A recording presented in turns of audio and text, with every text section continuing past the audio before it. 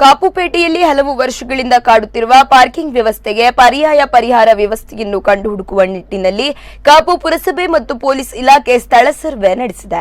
ಕಾಪುಪೇಟೆಗೆ ಬರುವ ಗ್ರಾಹಕರು ತಮ್ಮ ವಾಹನಗಳನ್ನು ನಿಲ್ಲಿಸಲು ಸರಿಯಾದ ವ್ಯವಸ್ಥೆಗಳಿಲ್ಲದೆ ಇರುವುದರಿಂದ ಪ್ರತಿನಿತ್ಯ ಪೇಟೆಯಲ್ಲಿ ಟ್ರಾಫಿಕ್ ಜಾಮ್ನಂತಹ ಕಿರಿಕಿರಿ ಉಂಟಾಗುತ್ತಿದೆ.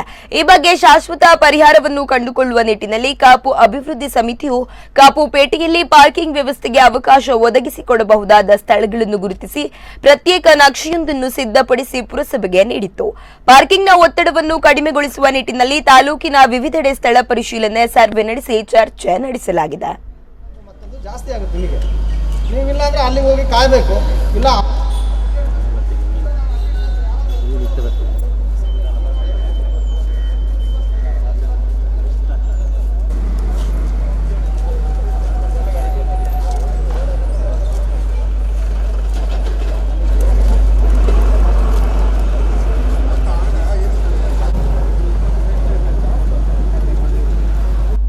ಅವರ ಇನ್ಫಾರ್ಮೇಷನ್ ಅನ್ನು ತಗೊಂಡು ಹಾಗೂ ಪೊಲೀಸ್ ಇಲಾಖೆಗೆ ಪುರಸಭೆಗೆ ಪಾರ್ಕಿಂಗ್ ರೆಗ್ಯುಲೇಟ್ ಮಾಡುವಂತಹ ಒಂದು ಪವರ್ಸ್ ಕೊಟ್ಟಿದ್ದಾರೆ. ಆದರೆ ನಾವು ಅದನ್ನು ಪೊಲೀಸ್ ಇಲಾಖೆಯಿಂದ ತಗೊಳ್ಬೇಕಾಗಿದೆ.